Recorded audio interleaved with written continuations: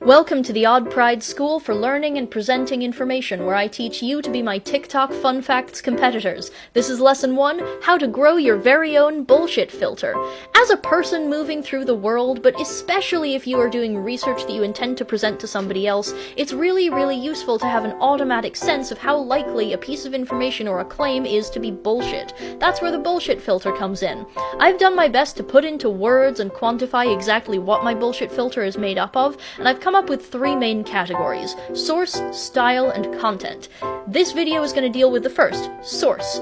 As a general rule, the absolute most trustworthy source your information could possibly have is a peer-reviewed academic journal, and below that I would rank articles and stories from major news networks. If one of those two things is your source, you should probably still do additional research to give yourself as much context as possible and make sure you fully understand what you just learned.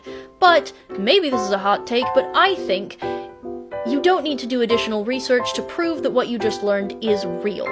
We trust those sources as a society to do that work for us, and if a professional journalist at a major news network, or worse, an academic journal, prints misinformation and you repeat it, they are the ones who need to be ashamed.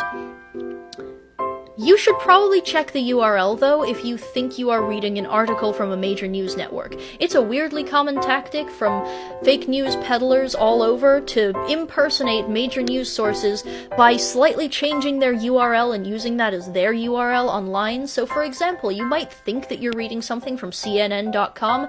Double check that it's not CNN.TV or CN.N.com. They're sneaky. Stay tuned for part 2. I'm gonna make a part 2 about style clues that you might be reading bullshit.